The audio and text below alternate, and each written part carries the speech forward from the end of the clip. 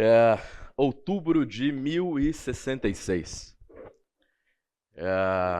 Depois de uma batalha dura contra tropas norueguesas no norte da Inglaterra, o recém-coroado rei Haroldo II, uma decisão que hoje é vista como precipitada, decide marchar 300 quilômetros até o sul da ilha para debelar uma outra ameaça, que era a invasão de Guilherme, o duque da Normandia. Ele chega até o sul da ilha, as tropas absolutamente exaustas, e como consequência dessa decisão apressada, o duque da Normandia, um francês, vence a batalha, e isso dá início a 100 anos de domínio francês sobre a Inglaterra. Vocês conseguem imaginar o que isso significa, né? Com desdobramentos que duram até hoje, para a língua, para os costumes e para a cultura inglesas. Pouco mais de 7 séculos depois, ingleses e franceses voltariam a se enfrentar, mas numa condição, num cenário completamente diferente. Em Waterloo, na Bélgica, a gente tem de um lado Napoleão Bonaparte, recém-fugido do exílio na ilha de Elba, marcha até Paris, reorganiza as tropas e enfrenta, na Bélgica, o general inglês. Napoleão comete o erro oposto ao de Haroldo II. O que ele faz? Ele entende que ele tinha muito tempo e que as tropas dele eram claramente superiores à do seu oponente. O solo estava muito molhado, havia chovido torrencialmente nos dias anteriores, e certo da sua vitória, ele não contava com o fato de que as tropas do general inglês estavam sendo reforçadas pela chegada do batalhão de um general prussiano, Blücher. O resto da história, Napoleão perde a batalha, terminam as ambições dele imperialistas sobre a Europa, e ele mais uma vez é degradado, Ilha de Santa Helena dessa vez, onde ele morreria alguns anos depois. 2 batalhas. De um lado, uma derrota que é causada por uma postura apressada, precipitada em relação ao tempo. Do outro, uma derrota que surge como resultado do oposto, uma abordagem condescendente, altiva até em relação ao uso do tempo. Eu creio que essas batalhas elas forneçam uma imagem muito vívida daquilo que é a realidade pela luta do tempo, ou mais propriamente, pelo uso do tempo nas nossas próprias vidas. Eu tenho certeza que todo mundo aqui é capaz de se lembrar de decisões precipitadas, assodadas que tomou e lamentar as consequências. E, por outro lado, imagino que vocês também possam se lembrar de decisões que vocês demoraram para tomar, imaginando que o tempo resolveria os problemas, e eventualmente não foi isso que aconteceu. De qualquer maneira, o que a gente percebe é o tema do tempo, ou mais propriamente da batalha pelo tempo, é uma marca nas nossas trajetórias de vida. E é sobre isso que eu quero refletir com vocês ao longo dos próximos minutos dessa aula. A gente vai cobrir 3 componentes principais que vão nos dar uma visão, primeiro, que batalha é essa? Né? Do que a gente está efetivamente falando quando a gente trata da batalha pelo tempo. O que é a batalha? E mais importante do que isso, por que é correto a gente afirmar que existe uma batalha? Por que a gente usa essa linguagem? Né? O que está em jogo aqui? Que luta é essa? Por que há um esforço envolvido? Segundo, quero olhar com vocês para o propósito da batalha pelo tempo. Né? O que está sendo perseguido aqui? Por que essa batalha deve ser lutada? E mais importante do que isso, o que está em jogo na batalha pelo tempo na tua vida e na minha vida? O que pode ser vencido e avançado? E, por outro lado, o que pode ser perdido e desperdiçado? Ok? Vamos orar. Pai, obrigado porque o Senhor tem nos dado a oportunidade, nesses dias aqui, de olharmos para as diferentes batalhas que, na condição de homens criados por Ti, recriados em Cristo para a Tua glória, nós temos de enfrentar com propósito de termos trajetórias de vida que glorifiquem o Teu nome, Pai. Nós sabemos que nós estamos aqui porque o Senhor já venceu a mais importante das batalhas, e aquela que nós não tínhamos condições de vencer, que é a batalha contra a morte, a batalha pela vida. O Senhor derrotou Satanás e o Senhor nos deu, portanto, uma vida eterna contigo. Obrigado por isso, Pai. Mas nós continuamos precisando de Ti para vencer as diferentes provações que nos cercam enquanto homens de Deus, Pai. E sabemos que uma dessas lutas mais importantes é por aproveitarmos esse recurso tão valioso que o Senhor nos deu, que é o tempo. Fala aos nossos corações hoje, Pai, por favor. Nos ajuda a perceber aquilo que precisa ser abandonado, novos hábitos que precisam ser admitidos nas nossas vidas, Pai, para que de fato nós possamos um dia olhar para trás e vermos que fomos frutíferos e produtivos no Teu serviço, Pai. É no nome de Jesus que nós oramos. Amém.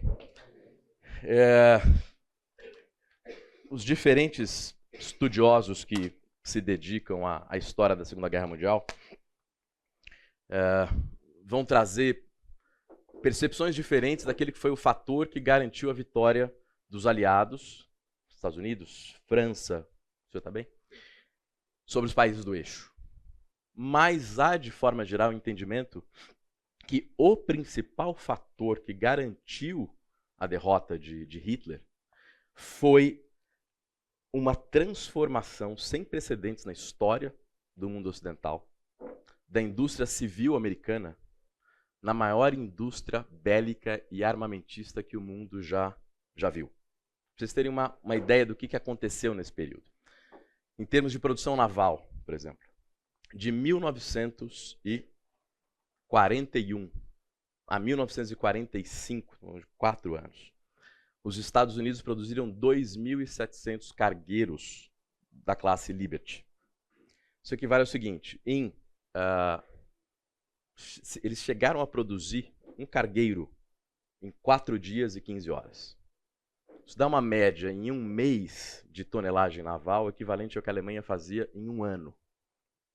Quando a gente fala de produção de aviões, uma única fábrica da Ford produzia um bombardeiro, não estamos falando de um avião de pequenas proporções, um bombardeiro B-24 a cada hora.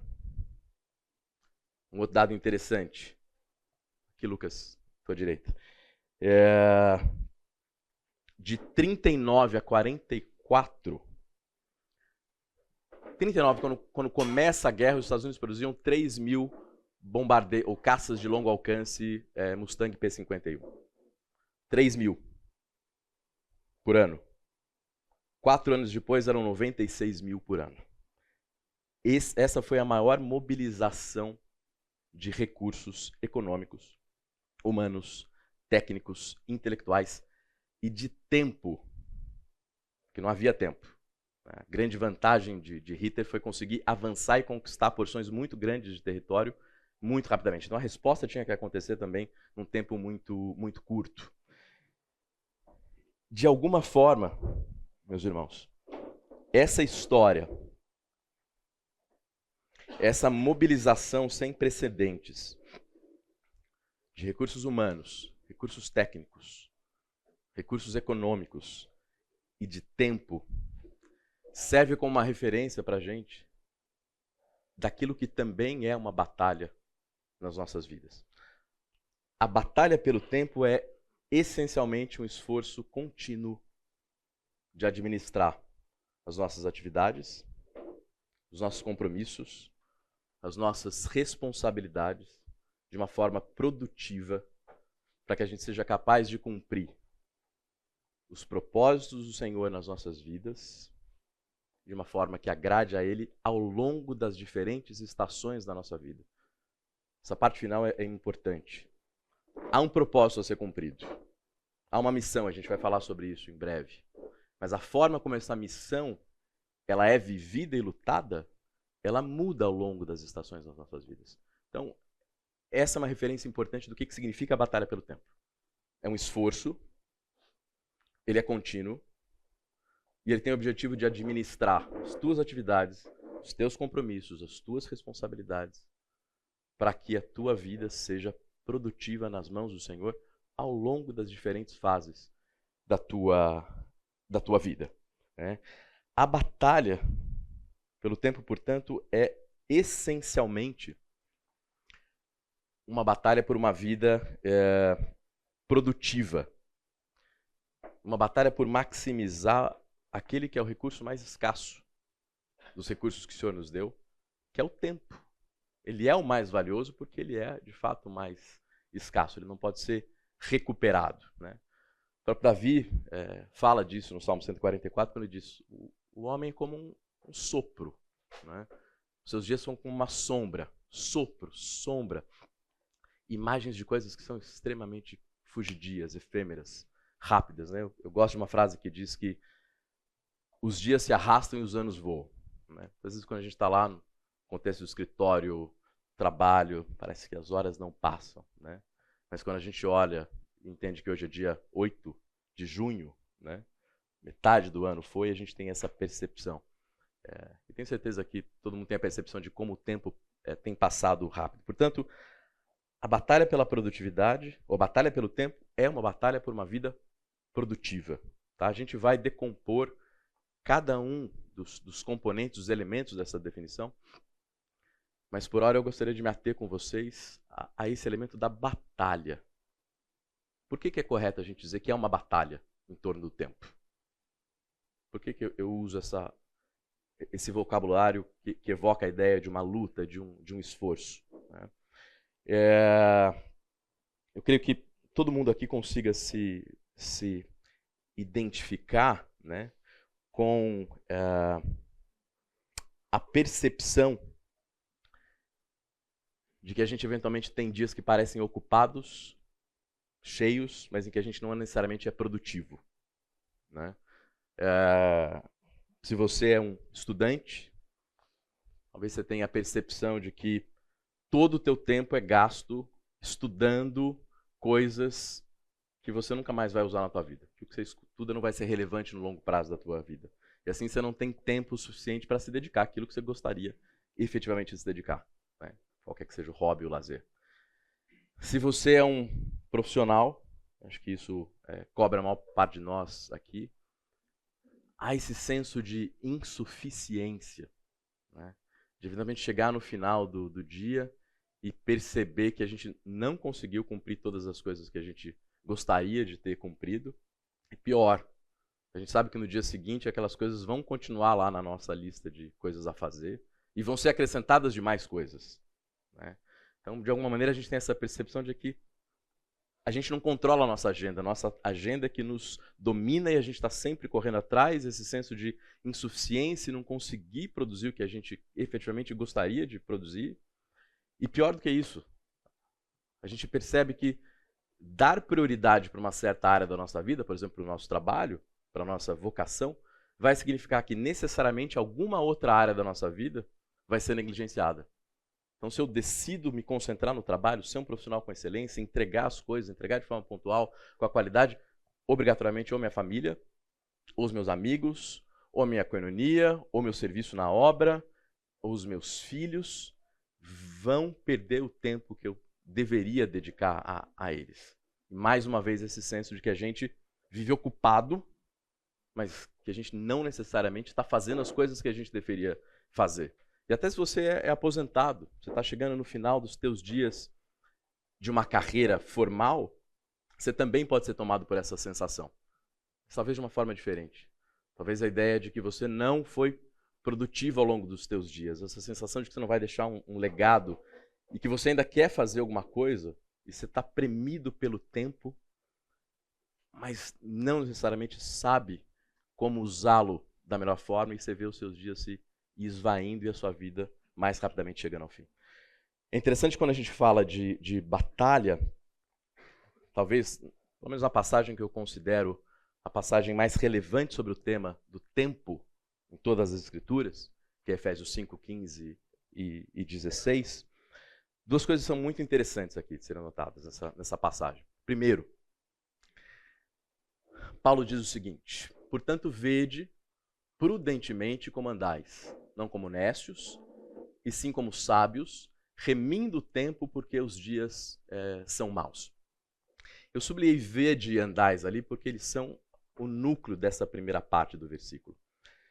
Se a gente for olhar para o sentido que os dois verbos trazem, a gente vai encontrar algo que é muito interessante. Primeiro, o que a gente tem aqui como vede, no original, traz um senso um pouco mais amplo, que é o seguinte: contempla, olha atentamente para algo, não é uma passada de olho, né? Tem algo acontecendo e você tem que olhar fixamente para aquilo. E em comandais, a ideia é: veja como você tem ocupado o seu tempo. Não é assim, o que você tem feito? Para onde você tem ido? Não é algo tão superficial. A ideia de Paulo aqui é o seguinte: contempla intencionalmente, analise como você tem se ocupado. Paulo sabia que no mundo caído, né, no mundo pós-Éden, a dinâmica que envolve o uso do tempo na minha vida e na tua vida seriam regidas pela segunda lei da termodinâmica, né? pela lei da entropia, que é basicamente o seguinte: você tem um sistema fechado, você tem algum tipo de energia ali dentro, aquela energia vai tender o quê? A desordem, ao caos e à aleatoriedade. Com o tempo funciona assim. Se a gente não analisar minuciosamente, intencionalmente, detalhadamente a nossa agenda tende ao caos. As coisas fogem ao controle. E Paulo percebe isso e diz: para poder ter uma vida produtiva, o primeiro passo é olhar, analisa. Não imagina que as coisas vão se organizar por conta própria e naturalmente, porque elas não vão. Contempla a forma como você está ocupando os seus dias, as suas horas, os seus momentos. A partir daí, Paulo traça uma ação. É muito interessante a gente analisar a progressão dentro desse versículo. Então ele diz primeiro o seguinte: analisa. Há um problema. Há uma linearidade aqui no raciocínio de Paulo. Diz, primeiro você analisa o problema. Contempla atentamente o tempo, a forma como você tem se ocupado. A partir daí você tem que tomar uma ação, que é remir. Né? Tenho certeza que vários de vocês conhecem aqui a ideia por trás de remir. O que Paulo está dizendo, e isso aponta para essa ideia da batalha, é o seguinte: o teu tempo, o meu tempo, foram capturados. Eles foram feitos prisioneiros por algo ou por alguém. E a libertação do meu tempo e do teu tempo vão exigir o pagamento de um preço, e um preço alto.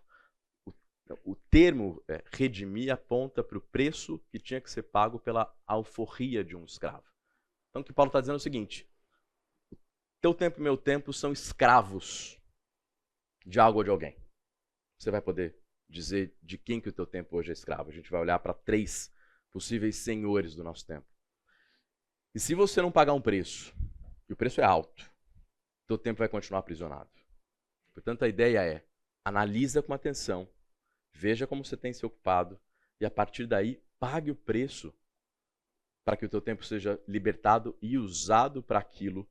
E é nisso que a gente vai se concentrar na maior parte da aula, que eu te criei para ser usado. Ok? Eu queria ouvir de vocês rapidamente, né? Vou anotar aqui. Na tua vida, hoje, quais os inimigos que você diria que te impedem de ter uma vida produtiva? Independente de qual seja agora a tua concepção do que significa ser produtivo. Né?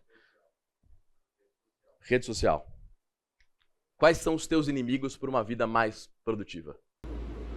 O celular, né? Sociais.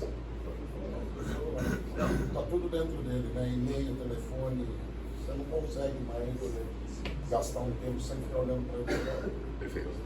Essa sincronia de trabalho e vida que invade, você não tem mais a segmentação do espaço de trabalho, espaço de vida pessoal, as coisas estão emaranhadas. Horário, né? 23h45 um cliente mandou um WhatsApp. A questão é se você respondeu ou não. Respondeu? Eu não respondi. O que mais? Quais são, na tua vida, você percebe que são os inimigos por uma vida mais produtiva? Quais os inimigos que você enfrenta? Por que a gente não é mais produtivo? volume de informação. Alto volume de informação para processar. Preguiça, verdade?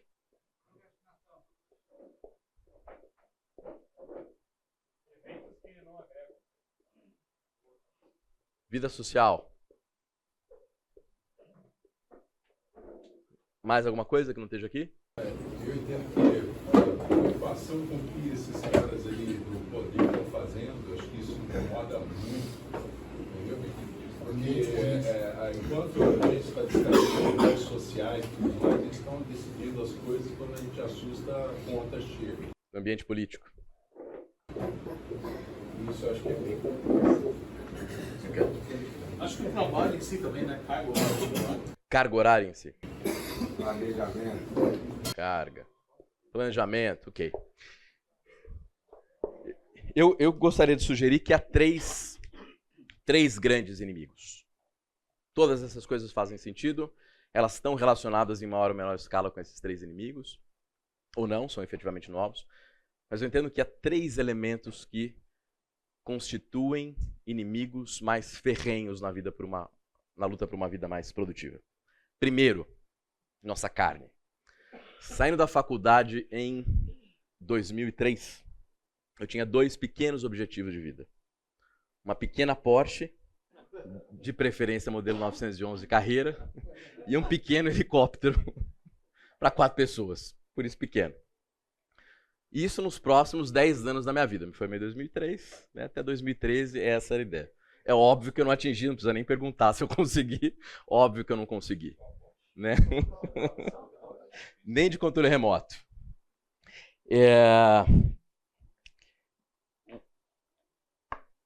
O que é interessante nisso? Né? Lá em Mateus, Jesus, deixa eu ver se eu coloquei essa passagem. Eu não coloquei, mas acho que é interessante a gente olhar para ela, se alguém puder abrir e ler para a gente. Na verdade, em Lucas 12, 16 a 21. Lucas 12, 16 a 21. Contou-lhes então esta parábola. A terra de certo homem rico produziu muito. Ele pensou consigo mesmo: o que vou fazer? Não tenho onde armazenar a minha colheita. Assim disse: já sei o que vou fazer. Vou derrubar os meus celeiros e construir outros maiores. E ali guardarei toda a minha safra e todos os meus bens. É isso, é o suficiente. Então, Jesus está narrando aqui uma parábola, uma história que traz lições e princípios, né? Falando desse homem, já muito bem sucedido, e o foco dele é construir mais celeiro, não necessariamente produzir mais, construir mais celeiro, para acumular mais. Com que objetivo? Qual o objetivo desse cara aqui? Um só. Comer, beber e desfrutar. Né? A carne é um grande inimigo na luta por uma vida mais produtiva, porque ela nos leva a concentrar todos os nossos esforços, incluindo o uso do nosso tempo, para conquistar aquilo que a gente quer que seja gasto com a nossa carne, com os nossos próprios prazeres. Né? João, primeira epístola, primeira carta, capítulo 2, versículo 16, né? Ele categoriza esses silos que a gente está construindo em três tipos. Primeiro há o silo o quê? Da cobiça da carne. Aí a gente coloca todas as coisas que a gente quer sentir, experimentar, as experiências que a gente quer ter. Ou seja, a gente vive ocupado e trabalhando para poder desfrutar de sensações que a gente quer se dar. Segundo silo, é o silo que é preenchido pelas coisas da cobiça dos olhos. O que é a cobiça dos olhos? Todas as coisas que a gente quer ter, que a gente quer acumular, bens materiais. Vocês devem ter visto um vídeo há alguns dias de um advogado, Nelson Williams, que ele mostra a adega dele, né? Um pouquinho menor que a tua, né, Luizão? Mas está no caminho certo. Então ele fala lá dos 3 grandes Grand Crus franceses, né? Chateau Margaux, Chateau Lafite, Chateau Petrus, garrafas de 60, 50 mil. A gente percebe que o silo dele de fato está pequeno, porque tem caixa do lado de fora da adega. Né? Só faltou ele falar, eu preciso aumentar essa adega que ela está pequena. Um exemplo perfeito da parábola de Jesus aqui. Né? Então, a cobiça dos olhos nos leva ao desejo de querer ter. Acúmulo e acúmulo em massa. E por fim, o último silo que eu e você construímos, e a gente orienta as nossas agendas, a gente estabelece os sims e nãos que a gente vai dizer, para encher esse silo, é o silo da soberba da vida. O que está aí dentro? Nosso desejo de ser reputado, reconhecido, valorizado, visto pelos outros de uma determinada forma. Portanto, a carne é esse grande inimigo na luta por uma vida produtiva, na luta pelo tempo, porque ela nos leva a priorizar as atividades, a priorizar os compromissos, a priorizar as responsabilidades que vão nos levar a preencher esses silos e não efetivamente a cumprir o propósito de Deus nas nossas vidas. Né?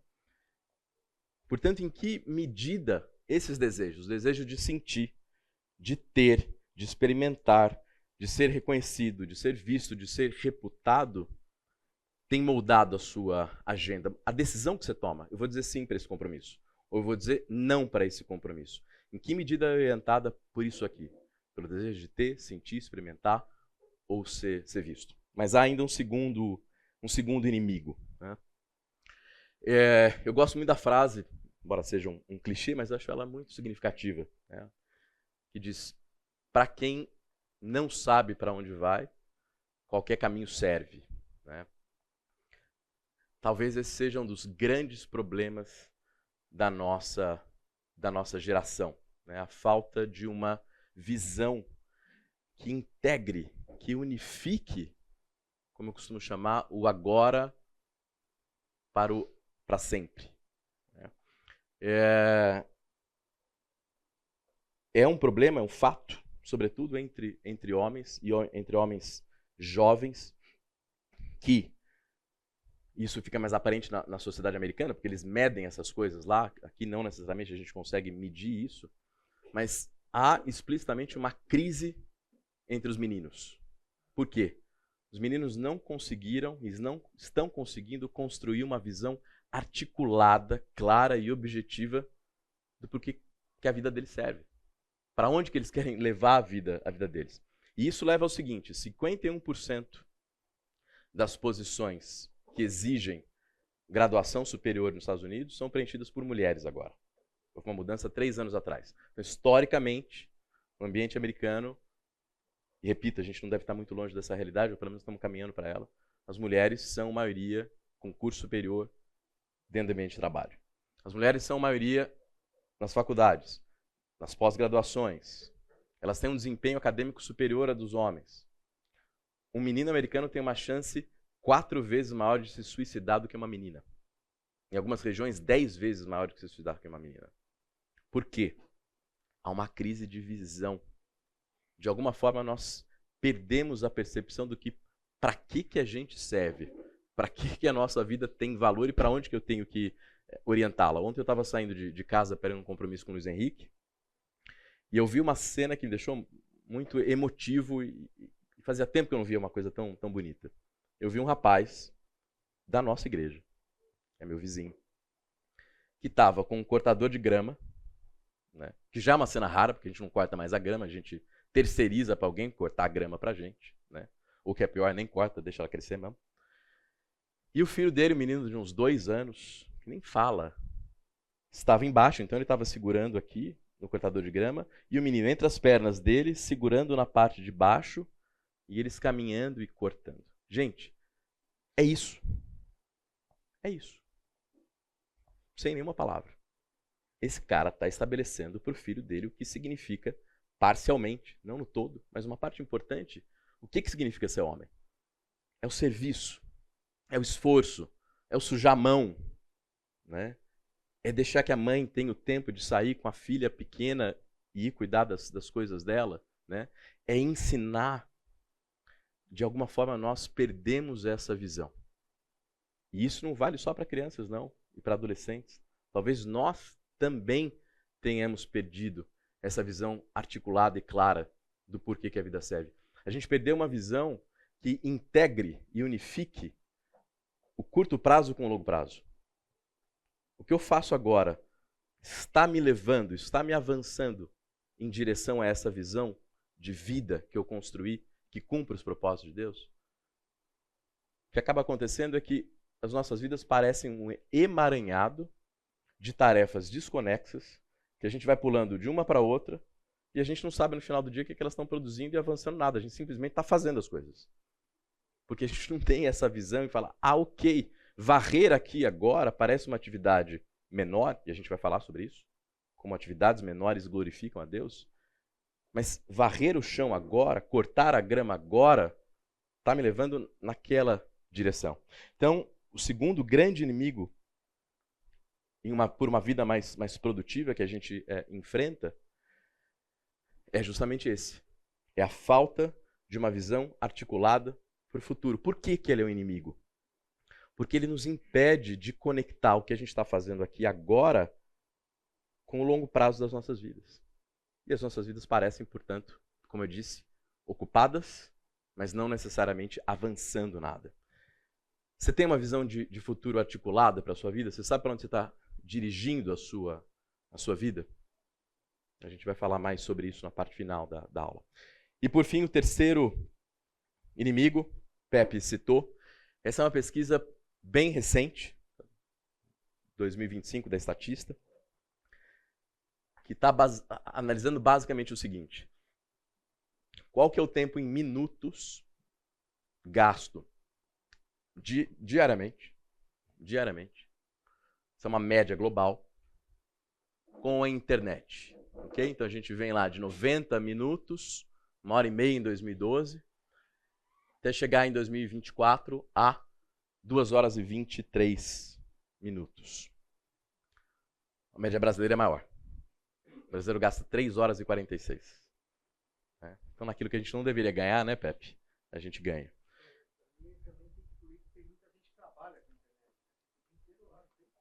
Aqui você está falando de atividades dedicadas a lazer e entretenimento, não atividades produtivas. Tá? Quase 4 horas no Brasil. Média, óbvio. Né? Você tem casos menores e casos maiores. De qualquer maneira, é um dado muito revelador. Por quê? Esse tempo, certamente, pelo menos não inteiramente, não está sendo consumido do sono.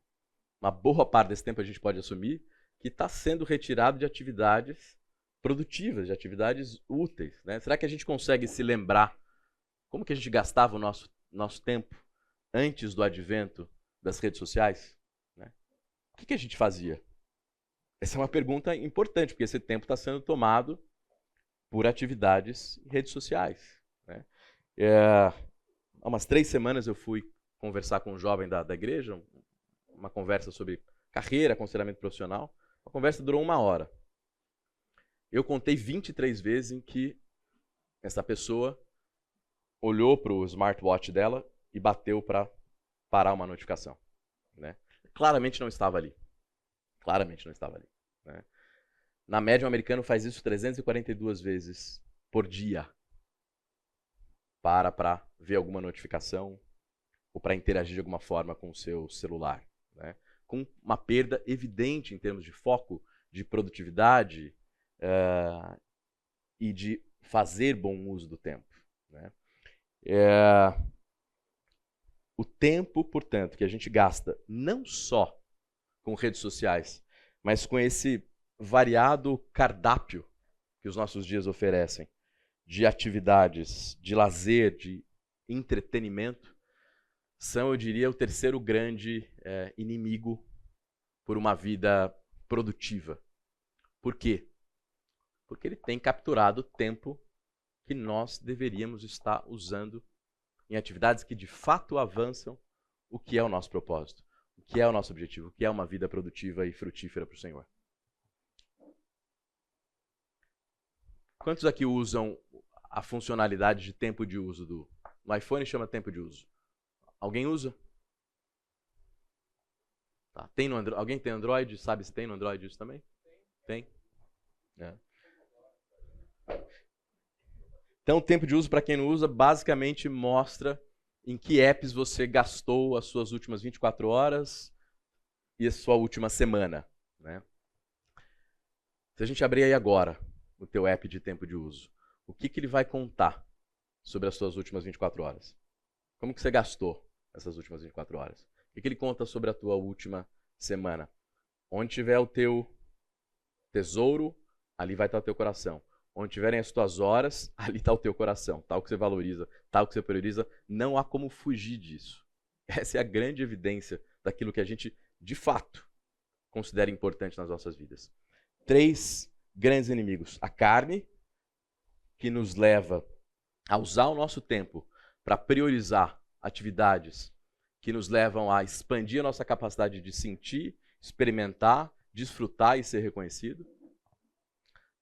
Segundo grande inimigo, a falta de uma visão, a falta desse norte que permita que o que eu faço da segunda ao domingo tenha sentido.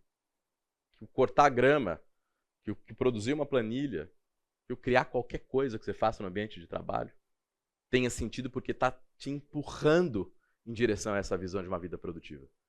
E terceiro, o tempo que a gente gasta com redes sociais, e não só com redes sociais nesse sentido, mas com todo tipo de atividade de lazer e de entretenimento. Isso é um inimigo porque esse tempo não está sendo efetivamente dirigido para aquilo que avançaria o teu propósito. Agora, você pode estar se perguntando o seguinte: por que esse tema é tão relevante? Né? Por que isso tem alguma importância para Deus? Guarde essa pergunta e a gente vai responder ela depois do intervalo. Então, eu terminei a primeira parte da aula dizendo o seguinte: por que no fim esse tema é tão relevante assim para Deus? Né? Por que Deus está ligando? Por que ele se importa com a forma como a gente gasta o nosso tempo? Ele não me deu liberdade nesse sentido? Você pode pensar o seguinte: veja, eu busco viver uma vida moral, né? Não falo palavrão, não traio minha esposa. Eu procuro ser um bom profissional, eu entrego o que meu chefe pede, no tempo que ele pede, com a qualidade que ele pede.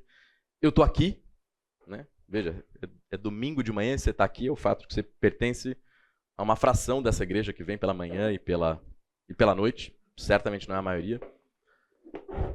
Eu tenho tentado ser um cristão completo. De fato, o fato de você estar aqui é um indicativo de que você tem buscado agradar a Deus e viver uma vida de comunhão e de crescimento no conhecimento na graça de Deus. Por que e como o seu tempo, ou como o seu tempo é gasto, se interconecta com o plano maior de Deus para a tua vida? Né? Será que esse assunto, esse tema que a gente está debatendo aqui, que é o tema da produtividade, será que isso não está restrito a livros sobre administração do tempo, técnica de produtividade, 7 hábitos das pessoas altamente eficazes, né? Será que isso não pertence a uma camada mais técnica e profissional das nossas vidas e não a nossa vida espiritual? Qual que é a correlação de uma vida produtiva e uma vida de comunhão e de piedade, né? Eu entendo que há uma conexão. Alex, a conexão é extremamente importante, né? Mas cada nós também, cada nós, ela é o equilíbrio entre ambas, né? Você conseguir equilibrar, porque há uma necessidade. Perfeito. Como que a gente vai criar isso? Como a gente vai chegar. Como a gente vai chegar. Primeiro eu quero entender o seguinte, Bruno. Por que o tema de ser produtivo se relaciona com a esfera espiritual das nossas vidas? Por que não é algo técnico só? Por isso aqui. Né? Então Paulo vai dizer lá aos Coríntios, né, na primeira carta dele, no capítulo 6, versículo 20. Vocês foram comprados por um preço. Nós fomos comprados por um preço. Deus se importa com a forma como você gasta o seu tempo, porque Ele te comprou. Isso é dele.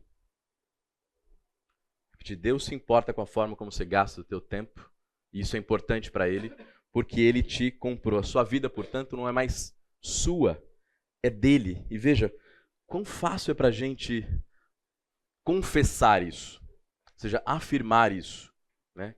O Senhor me comprou, eu me rendo aos teus pés, tudo entregarei. A gente usa essas expressões o tempo todo.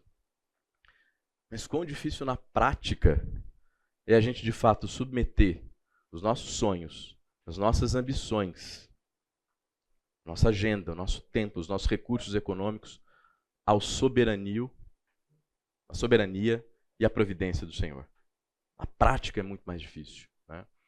A gente vive, de alguma forma, como um sujeito que vai a uma concessionária comprar um carro.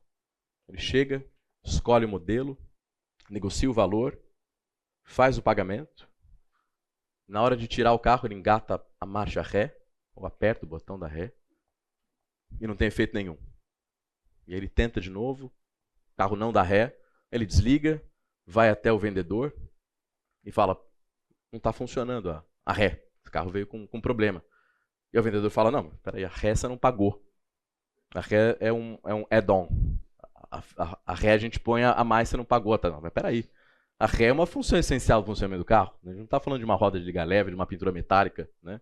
Sem ré eu não dirijo. De alguma maneira é assim que a gente age com o Senhor. O Senhor comprou tudo. O tempo não. O tempo é meu. O tempo continua sendo meu. O tempo, Senhor, não faz parte do negócio. O tempo não está incluso no preço. O tempo não está incluso no preço do sangue de Jesus? Está. O Senhor te comprou e, portanto, cada centímetro quadrado, cada molécula da tua vida tem que ser usado para a glória de Deus, para a missão que Deus te deu. E, portanto, essa é a pergunta mais importante que a gente chega aqui, talvez a parte central dessa aula, que é entender o seguinte: isso pode parecer um pouco restritivo, né? Até opressivo da parte de Deus. Então quer dizer que porque Deus me comprou, Ele quer que eu use o tempo do jeito que Ele quer?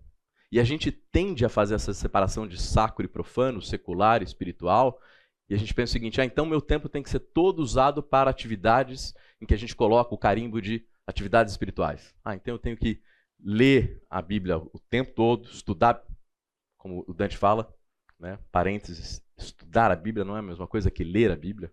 São coisas diferentes, que pertencem a caixas diferentes da nossa vida, né? Orar, meditar. Então, a minha vida, o meu tempo tem que ser integralmente dedicado a esse tipo de coisa. Quer dizer, a gente tem que virar... Todo mundo aqui tem que ser pastor? Será que é disso que Paulo está falando? Porque a gente faz essas separações, né?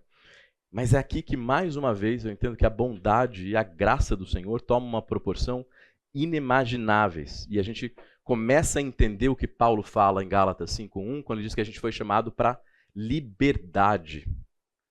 Por quê?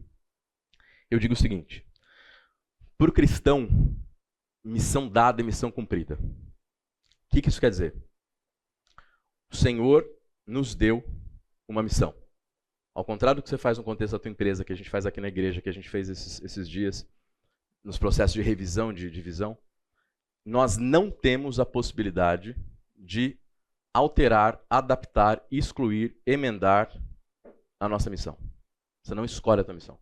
Quando o Senhor te comprou, se você colocou fé no sacrifício de Jesus por você, a sua missão automaticamente foi definida. E qual que é a tua missão? Ecoando passagens como 1 Coríntios 10:31, Romanos 11:36, o Catecismo de Westminster diz o seguinte: o fim principal do homem é glorificar a Deus e desfrutar dele para sempre. O propósito do homem é glorificar a Deus. E você pode dizer, ok, então, entendo, tenho que glorificar a Deus. A gente fala, a gente usa essa linguagem o tempo todo. O que significa glorificar a Deus? Qual que é o próximo passo? E é aqui que essa graça e essa bondade e essa liberdade ganham essa proporção. Por quê? Qualquer atividade lícita a que você se entregar e se engajar glorifica a Deus. Eu falo para jovem que você pode se engajar em qualquer coisa que seja lícita. Ou seja, você não pode vender droga e vender o corpo, né? Todo o restante você pode fazer. Vender o corpo economicamente não seria viável para muitos aqui, né, Luizão? Nem que a gente quisesse. Então não ia adiantar muito. Ainda que adiantasse, era proibido.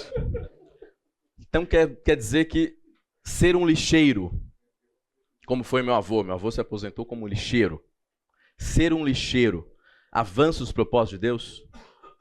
Cumpre a missão de Deus, ser um lixeiro? Sim. O Senhor criou um mundo de ordem, de limpeza, e quando alguém se dedica a manter uma comunidade limpa, com asseio, com higiene, evitando doenças, trazendo a beleza, a graça comum de Deus é avançada no planeta. Ser banqueiro glorifica a Deus? Ser banqueiro cumpre a missão de Deus. Glorifica a Deus. Por quê? Banqueiros produzem, administram, alguns vão questionar se banqueiro produz riqueza, né? Mas no pior dos casos, banqueiros administram e multiplicam riqueza e alocam essa riqueza para que sociedades sejam produtivas, pessoas tenham emprego, famílias sejam alimentadas. E da mesma forma, se você instala sistemas de automação residencial, Miltinho, se você produz balanços, se você desenvolve software, se você vende imóveis, você tira dentes, você faz camisa, se você é um pastor, se você trabalha numa empresa de auditoria, se você produz conteúdo de marketing, se você está na faculdade se preparando para algo, você corta cabelo, qualquer atividade em que o Senhor te colocou, porque avança a graça comum, cumpre o propósito de glorificar a Deus. E, portanto, cumpre a tua e a minha missão. Então, não existe essa divisão. Então, em um dado sentido, o tempo que o pastor Oswaldo gasta no gabinete dele, aconselhando casos difíceis como ele trata, e os mesmos minutos que o Meco gasta no consultório dele, tratando e mitigando questões ligadas a doenças gástricas, né? Essa é a tua especialidade, né, Meco? Tem potencialmente o mesmo valor para Deus. O tempo que o Oswaldo gasta aconselhando, pregando, intrinsecamente tem o mesmo valor do que o Meco faz no consultório dele. Agora, por que potencial? Por que não efetivamente? Jesus responde essa pergunta em pelo menos duas passagens, né? Primeiro, Mateus 5,16, ele diz o seguinte: assim brilha a luz de vocês diante dos homens, para que vejam as suas boas obras e glorifiquem ao Pai de vocês que está nos céus. Pois em João 15,8, passagem conhecida, ligada a permanecer, né, essa parábola do agricultor e da vinha, a gente tem que meu Pai é glorificado pelo fato de vocês darem muito fruto, e assim serão meus discípulos. Veja, por que potencial? Porque a tua vida e a minha vida, elas glorificam a Deus se e somente se essas atividades do dia a dia, das mais simples às mais complexas, de vender e instalar um alarme que produz segurança, de se envolver com uma startup, de vender equipamentos de laboratório, qualquer que seja ela, se ela é feita como uma expressão de fé obediente, com o desejo de produzir boas obras em serviço e amor ao próximo. E aqui a gente tem talvez um problema, porque a gente traz um paradigma muito cristalizado da ideia de boas obras. Falar de boas obras, de forma geral, entre cristãos, já traz uma série de pré-concepções. E, naturalmente, a gente vai olhar lá, Paulo aos Efésios 2,8, falando que a gente é salvo pela graça, mediante a fé, isso é dom, não pelas obras, para que ninguém se glorie. E aí a gente olha para a realidade de muitos cristãos católicos, e talvez para a totalidade dos espíritas, e a gente fala, mas espera aí, não é boas obras que levam à salvação, a gente foi salvo pela graça, e a gente acaba rejeitando a ideia por trás de boas obras como um todo. Né? Como o Fernando fala, a gente joga água suja da banheira e junto vai o bebê também. ao invés de tentar entender e qualificar. Boas obras não são a causa da nossa salvação. Boas obras são a evidência da nossa salvação. É interessante que quando Jesus fala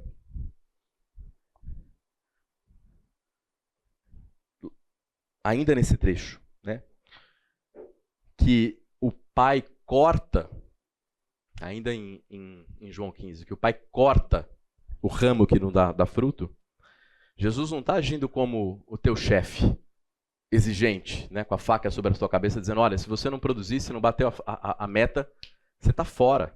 Você tem tantas pessoas para evangelizar.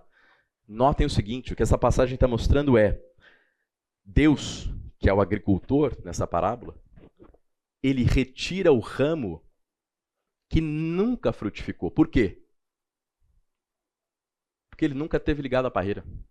Ele nunca foi filho. Quem é tirado da parreira não é quem foi filho e tem baixa produtividade. Isso aqui não é um programa de bônus. O que a gente tem aqui é o seguinte, quem não produz, quem não tem evidência em boas obras de amor e serviço ao próximo, é porque na verdade nunca foi parte da parreira. Então ele precisa ser retirado para que a gente tenha uma parreira composta só de servos verdadeiros e ramos que efetivamente estejam ligados à parreira. O Senhor te comprou, nada vai te arrebatar das mãos dele. Nossa salvação é segura. Portanto, boas obras são a evidência de uma salvação verdadeira. Nós fomos salvos para frutificar.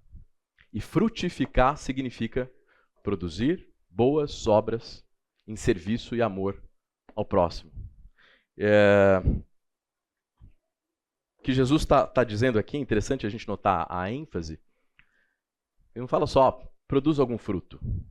Ele fala, produza muito fruto. Notem a intensidade aqui que Jesus está dizendo. Da mesma maneira, Paulo, lá em Efésios 5,15, quando ele fala de remir, Paulo não está falando, senhores, toca aí, faz o que você consegue, vê o que dá. Paulo está dizendo o seguinte, o tempo é curto, os dias são maus. Maximize, amplifique, aumente, estenda a tua capacidade de ser produtivo. Tanto Jesus como Paulo, que está evidentemente falando inspirado pelo Espírito Santo de Deus, portanto o autor é o mesmo, é Deus, eles estão empurrando a gente para o limite. Jesus não está dizendo, faz o que você conseguir aí, vai tocando e o que der tá legal. Há claramente nesses dois trechos a ideia de empurrar para o limite, de ser o máximo possível, o melhor possível, a maior frutificação possível. Há, portanto, esse senso de ganhar em produtividade ao longo do tempo. Ecoando essas duas passagens, John Wesley diz o seguinte, faça tudo o que puder, através de todos os meios que puder, de todas as formas que puder, em todos os lugares que puder, em todas as oportunidades que puder, para todas as pessoas que puder, por tanto tempo quanto puder. Eu queria destacar 3 elementos dessa frase de John Wesley. O primeiro deles, faça tudo o que puder. O Senhor eventualmente não te chamou para resolver o problema da fome na África. Eventualmente ele não te chamou para ser um representante dele em Brasília. Ele te plantou onde ele queria para que você frutificasse onde ele te colocou. Então a ideia é, tudo que eu puder é onde eu estou. Onde o Senhor colocou é o solo em que ele quer ver uma vida produtiva. Entendendo que uma vida produtiva é uma vida que glorifica o Senhor, porque produz boas obras em serviço e amor ao outro.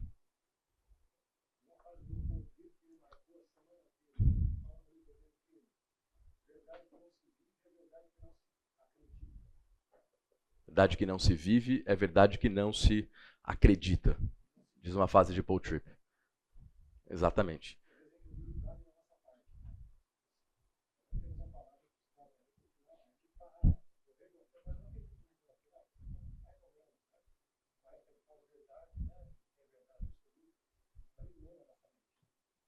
Sabe por quê, Aniel? Isso é o segundo ponto que eu consigo extrair dessa declaração de John Wesley. Por trás da ideia de tudo o que você puder, né? Esse conceito de tudo é: nós nos contentamos muitas vezes, meus irmãos, em sermos parreiras de baixa produtividade. A gente se conforma e se resigna com o medíocre. Ah, tá bom, uma vez por ano, lá no final do ano, eu compro pão diário, nem falo muito a respeito, eu distribuo. Tem um sujeito que eu acompanho profissionalmente, não vou mencionar porque o meu comentário não é necessariamente elogioso a ele. É um cara, é um cristão, batista, e que tem uma projeção nesse momento, sobretudo dentro da área de marketing no Brasil, muito grande. É um sujeito muitíssimo admirado. E é um sujeito de fato muito bom. Tem ideias originais, em alguns casos únicas, no que fala de alguns dos aspectos do marketing. E ele é tão bom, esse cara, ele é tão genial, que eu tento conectar algumas das coisas que ele fala à fé dele e ver se eu encontro alguma conexão. E é triste perceber que não há. Eu achei uma única fala dele em um evento da Junta de Missões Nacionais. E ele começa bem, ele fala: eu percebi em algum momento que eu não precisava falar das pessoas sobre Cristo, né? Era só eu viver. E aí ele leva para o tema da excelência. Perfeito, o caminho está certo. E aí eu percebi que se 1000 pessoas verem meu trabalho excelente, eu não preciso falar nada. Se 1000 pessoas virem o seu trabalho excelente, 1000 pessoas irão glorificar você, e não a Deus. E em nenhum momento ele aponta e tributa o que ele faz e os dons e talentos enormes que Deus deu a ele. Né? Nós nos contentamos com o pouco. Nosso problema não é falta de oportunidade. Nosso problema é falta de desejo. A gente não faz mais porque a gente não quer, Daniel. Não porque nos faltam oportunidades. Nós nos contentamos em ser barreiras de baixa produtividade. E o terceiro aspecto que eu queria destacar aqui é o fato de que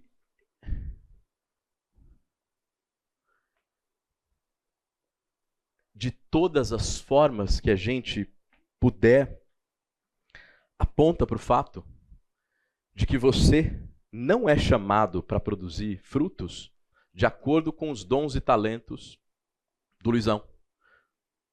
O Wesley, o Bruno, o Luciano, Thiago, Felipe, tem dons e talentos que eu não tenho, que eu nunca vou ter.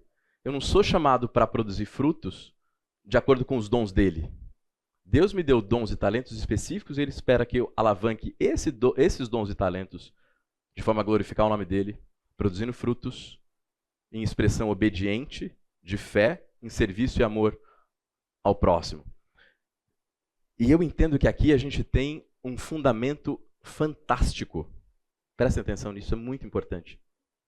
A gente tem um fundamento fantástico que, de fato, sustenta o porquê que você deve buscar ser um grande profissional.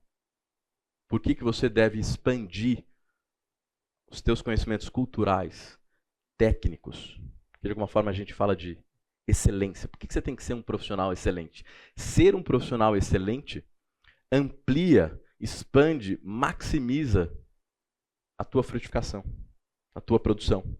Quando eu estendo a minha capacidade profissional, eu toco em mais gente e amplio, como eu digo, o meu tanque. De forma geral, o espaço em que a vida de um cristão floresce é o espaço de intersecção entre os teus dons e talentos, as tuas paixões, as necessidades do mundo e a missão de Deus. Quando essas curvas, na verdade essas retas, elas se encontram no ponto de intersecção, a gente tem um espaço para uma vida frutífera. E o que é fantástico? Deus deu tanques de combustível aqui com capacidades distintas para cada um de nós. Esses são os nossos dons e talentos. A gente vai falar daqui a pouco sobre isso. Mas esse tanque não é estático. Não é que Deus te deu um tanque de 5 litros e fala, ó, gasta o que você puder ao longo da vida, porque é isso que você vai ter.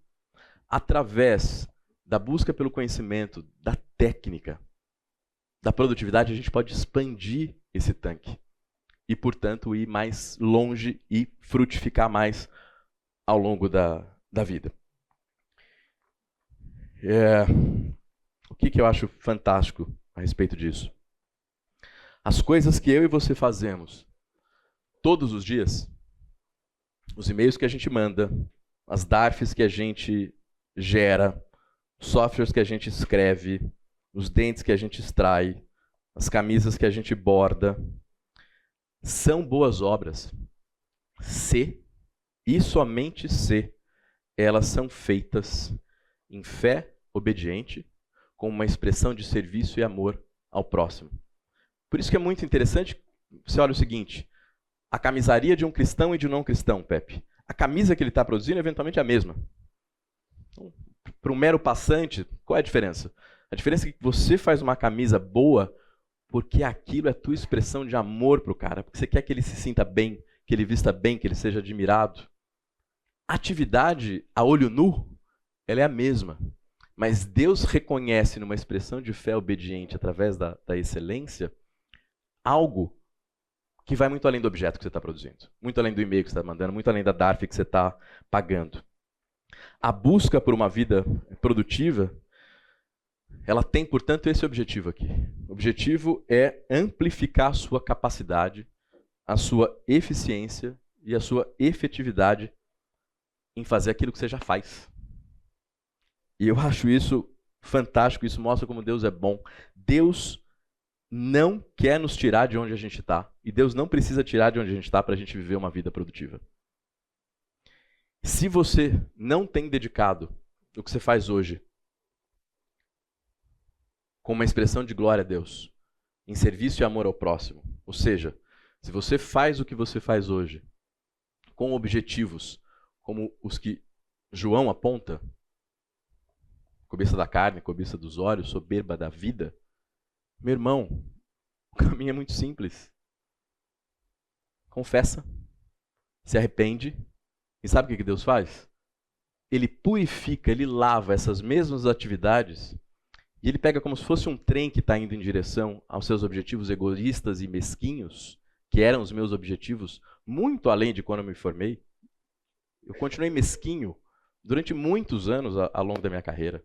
Mas quando eu entendi isso, Deus pega esse trem, que é onde a gente já está, e ele fala, a direção é essa. Agora, exatamente as mesmas coisas que você está fazendo estão ajuntando tesouros no céu. Onde a traça e a ferrugem não corroem. Onde os ladrões não roubam nem minam. São as mesmas coisas. São as mesmas tarefas simples, cotidianas, repetidas. Né? Nossa vida é uma longa obediência na mesma direção. Mas que quando a gente entende que aquela tarefa ela avança a graça comum, a gente passa a glorificar Deus. E aí a gente entende que faz sentido a gente crescer e buscar a excelência, porque a gente expande a nossa capacidade de fazer o bem. Indo para a parte final da aula, né? Se a gente, como viu até aqui, se há uma batalha sendo disputada, né? Se há uma luta em curso pelo uso do nosso tempo. Naturalmente, nós somos os guerreiros que estão travando essa batalha. Paulo usa essa linguagem que nos compara a guerreiros, a soldados, em várias passagens do Novo Testamento. Né? E se um soldado quer ser bem sucedido no campo de batalha, nas trincheiras do campo de batalha, o que ele precisa ter? Ele precisa ter, em primeiro lugar, uma visão muito clara, muito cristalina de qual é a sua função, qual que é o seu papel dentro daquele ambiente. Né? Eu sou aficionado pela história da Segunda Guerra Mundial. Tudo que sai de filme sobre a Segunda Guerra Mundial, eu gosto de assistir. E uma das coisas que me chamam a atenção na história da Segunda Guerra Mundial é como indivíduos com papéis tão diferentes foram decisivos para que determinadas batalhas fossem vencidas. Então você tem tanto histórias de grandes pilotos de caça, mas você tem a história do mensageiro, né? Você tem a história do Alan Turing, né? Que quebrou um código. Você tem a história de mulheres que foram capazes de projetar sistemas, né? Mulheres negras que foram lá para uma base na Alemanha, né? Cada um desses indivíduos, né, entendia e conhecia o seu papel, conhecia a sua função. Portanto, eu entendo que, e agora eu queria falar de uma forma muito prática com vocês, porque a gente chega até aqui entendendo o que é a batalha, quais são os nossos inimigos, a gente entende qual que é o propósito, que é glorificar a Deus, e glorificar significa ser frutífero, e ser frutífero significa produzir boas obras em amor, em serviço ao próximo. E a gente entende que há uma expectativa da gente expandir essa capacidade, de maximizar, de aumentar, de estender. E aí a pergunta natural seguinte é, como? Né? Como eu faço isso? E aqui eu queria falar de um primeiro passo, que é a construção de uma visão, que é o que eu estou chamando de a visão do guerreiro, né? Os gurus da produtividade, e há coisas boas escritas, tá? No final da aula eu trago um slide com alguns livros. Os livros que eu estou indicando são livros de autores que escrevem a partir de uma cosmovisão cristã, são cristãos. Mas tem coisa muito boa. Os 7 Hábitos das Pessoas Altamente Eficazes é um livro muito bom. Tem coisas excelentes ali. Há um problema com as obras seculares sobre produtividade. Há, de forma geral, 4 grandes ondas de escritos sobre produtividade. Dos anos 50, que é quando começou a se escrever sobre o tema, até aqui. A última onda, os gurus vão tentar conectar, porque a pergunta que a gente vai chegar naturalmente é, mas por que eu tenho que ser produtivo? Né? Eles vão conectar o sentido de legado. O que é legado? Legado é basicamente o que as pessoas vão dizer a teu respeito, a tua mulher, teus amigos, teu pastor, teus colegas de trabalho quando você morrer. Né? E veja, o legado é uma coisa importante. O legado é um fundamento importante para a gente buscar ter uma vida produtiva. Mas eu costumo dizer que falta eternidade no legado. Por quê? O teu legado termina na tua morte. E o Senhor vai nos dar 70, 80, 90 anos de vida, e isso é só uma fração, na verdade, da nossa vida inteira. Então, uma visão, de fato, muito mais robusta e motivadora e ampla para as nossas vidas, seria uma visão que fosse além do legado, que não parasse no legado. Não tem eternidade no legado. Não que ele não seja importante, mas ele termina na morte. E o melhor começa depois da morte. Então eu entendo que o cristão tem um fundamento que é muito mais promissor do que simplesmente a ideia do legado, por mais importante que seja o legado. Quais são esses fundamentos? Por que você tem que construir uma visão de futuro para a tua vida? E eu vou falar de uma visão articulada que vai além do legado. Tem 2 lados dessa moeda. Primeiro, Paulo diz o seguinte, Deus retribuirá a cada um conforme o seu procedimento. Isso é muito claro. A gente vai prestar contas. Há um senso de prestação de contas. Tudo que foi dado vai ser cobrado. Mas eu queria considerar com vocês o outro lado dessa moeda, que não é o lado da cobrança, embora o lado da cobrança vá acontecer. É o lado da recompensa. Então essa é uma moeda que tem um lado da cobrança, do que você vai prestar de contas, mas quando a gente vira ela, o que a gente encontra? A recompensa, o prêmio e a alegria. Mateus 25, Lucas 19, trechos conhecidos, parábola dos talentos, vocês conhecem, resumo aqui, um senhor muito rico vai viajar, para o Luciano ele dá 5 moedas, para você ele dá 3, para você, como você chama? Daniel ele dá 1. Ele volta depois de algum tempo e ele pede prestação de contas. Luciano, da 5 fez 10, como um bom libanês, você como 3 fez 6, e você enterrou e não produziu nada, mas você entrega, você fala, tive medo de ti, está aqui o teu talento. 3 aspectos que a gente normalmente não enxerga nessa parábola e são altamente reveladores.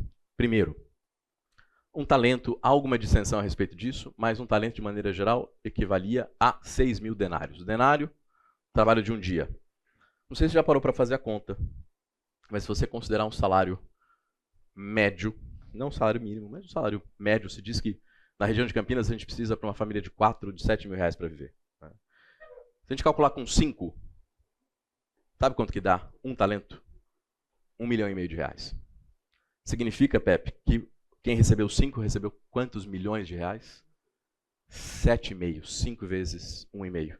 Quem recebeu 3, 4,5. E o que recebeu 1, recebeu 1,5 milhão. Isso aponta para o seguinte: o que o Senhor te deu é muito. Não são 5 moedinhas. E a gente tem a tendência de imaginar o seguinte: o Senhor deu 5 moedinhas. Então, pega 5 moedinhas aqui. Qual que é a moeda mais alta que tem hoje? R$1? São 5 moedinhas de R$1. A soma que o Senhor nos deu é muito alta. Os dons e talentos valem muito. 80 anos de trabalho. Faça as contas. Para que recebeu 5, ele recebeu o equivalente a uma vida inteira de trabalho.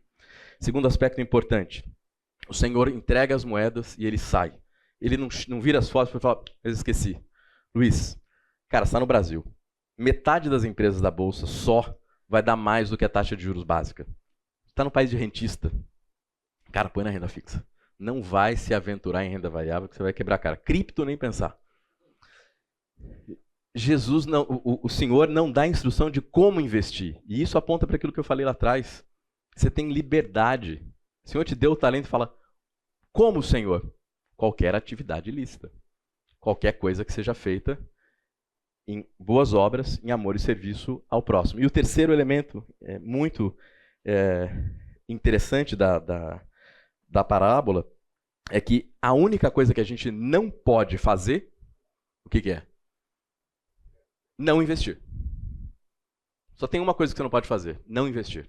Todo o resto você pode fazer. Há alguns anos eu transformei os princípios e fundamentos por trás da parábola dos talentos na minha declaração de visão pessoal. Eu queria compartilhar isso com vocês. Isso não é um modelo. Isso não é uma exaltação, muito menos. Vou compartilhar algo pessoal meu com vocês, para que vocês, de alguma maneira, tenham uma referência para entender de onde eu comecei. Porque a visão é o ponto de partida para esse como. Okay? Eu quero ter uma vida produtiva. Por onde que eu começo? Você precisa começar por uma visão. E meu estímulo é que você tenha uma visão que seja articulada, de preferência escrita, a qual você possa, de tempos em tempos, voltar e falar: peraí, meu curto prazo, meu dia, minhas 24 horas, minha semana, meu mês, está apontando para isso aqui? A minha visão diz o seguinte: muito bem, servo bom e fiel. Você foi fiel sobre a sua vida espiritual, começando todos os seus dias lendo a minha palavra, orando de joelhos, buscando se relacionar intimamente comigo, como com um amigo. Você foi fiel sobre os seus relacionamentos, amando e crescendo em amor pela Lil, minha esposa, como eu a amo, sacrificialmente ensinando Luiz Henrique sobre mim, sentado, andando, ao se dormir e ao se levantar. Você foi fiel sobre a sua vocação, usando o seu impulso criativo para abençoar a vida das pessoas e disseminar a graça comum através do seu espírito empreendedor. Você foi fiel sobre as suas finanças, buscando maximizar suas receitas e investimentos, contribuindo de forma generosa, radical e analítica para a expansão do meu reino. Você foi fiel sobre a sua saúde, buscando desenvolver um corpo e uma mente fortes, capazes de suportar as mais altas demandas e esforços, quando necessário. Você foi fiel sobre o seu lazer, se esforçando para construir inúmeras memórias em família e desfrutando intensamente dos prazeres que coloquei em minha criação. Você foi fiel sobre o pouco, te colocarei sobre o muito, venha e entre na alegria do Senhor. Qual é a ideia? Eu estabeleci 6 áreas, que são as áreas comuns de vida nossa aqui. Alguns vão colocar 4, outros vão colocar 3, mas de maneira geral, quais são os domínios e disciplinas que compõem a vida de um homem? Sua vida espiritual, seus relacionamentos, e isso muda ao longo do tempo, né? Vocês não têm filho, né? André não tem filho, Jean não tem filho. Eu tenho filho, eu coloquei o Luiz Henrique ali, né? Para quem não tem namorada ainda, né? Você tem teus pais. Então, cada aspecto dessa vida compreende os ativos que Deus te deu naquele momento da tua vida. E, naturalmente, isso vai mudando ao longo do tempo. Tem a vocação, que é a tua profissão, teu estudo, sua vida financeira, sua saúde e seu lazer. Esses são os principais componentes, né? 3 benefícios rápidos que eu tenho colhido como resultado de uma visão, que foi o ponto de partida para eu começar a orientar uma vida que fosse mais produtiva. Primeiro, isso nos ajuda e tem me ajudado a tomar decisão. Então, quando eu tenho 2, 3 decisões que parecem equivalentes diante de mim, eu escolho aquela que parece me levar de forma mais assertiva e objetiva em direção a isso aqui. Segundo, uma declaração de visão vai te ajudar a conectar o curto prazo com o longo prazo da tua vida. E assim você pode olhar para essas tarefas e falar, eu não estou só ocupado, ou eu estou ocupado. Eu estou olhando para produzir isso aqui. Temos 3 minutos ainda. E por fim, uma declaração de visão te ajuda a perseverar quando as coisas ficam difíceis. E as coisas vão ficar difíceis. Divórcio, traição, dívida, perda de emprego. Nós iremos atravessar, e muitos de vocês acabaram de atravessar, ou eventualmente estão atravessando situações assim. E quando a gente tem uma visão, a gente pode olhar para o alto e falar, ok, é para lá que o Senhor está me levando.